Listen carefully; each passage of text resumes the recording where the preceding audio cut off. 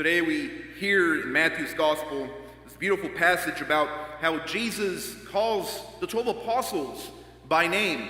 And for us, we may think that, well, the work of the apostles to give witness to be Jesus' truth and love and compassion in this world may pertain solely to them. But when we really think about it and reflect, and spiritually speaking, that apostleship, apostle meaning to be sent, applies to all of us.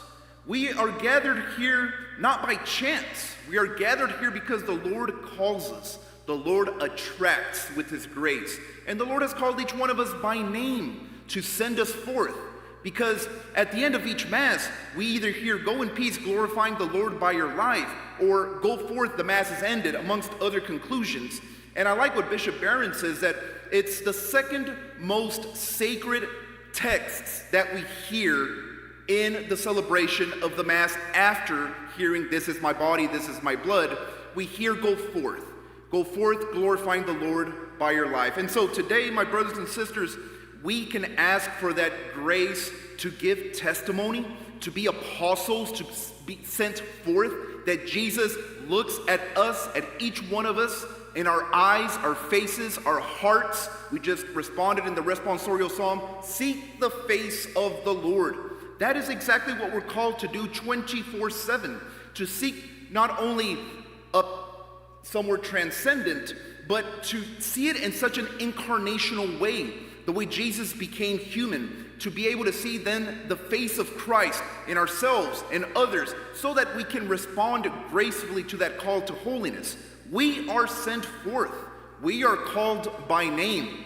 Jesus chooses each one of us, walks with each one of us, gives us His grace, gives us always hope, so that we can therefore not only just be instruments, but be Christ's hope for others.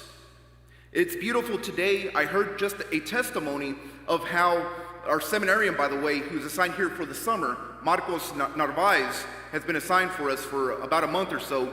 And he was sharing a testimony about how the rector at his seminary accompanied him, knew his weaknesses and his sins, as do every seminarians whenever we walk with our superiors, and looks at him in his eyes and is not scandalized by either his sins or his limitations or weaknesses.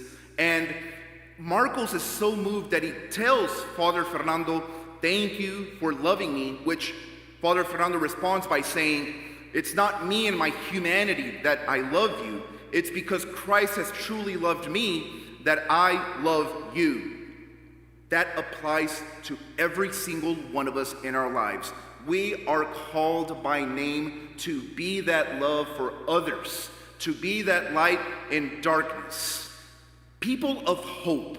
We may be overcome sometimes by despair and seeing the signs of the times, but my brothers and sisters, in every moment of history, there has always been its challenges, but the Lord even uses those deep challenges to be opportunities to give greater witness to this miraculous God that we have. And so we will hear today to go forth and bear witness to that hope, to that love, which is Jesus, which is our true God.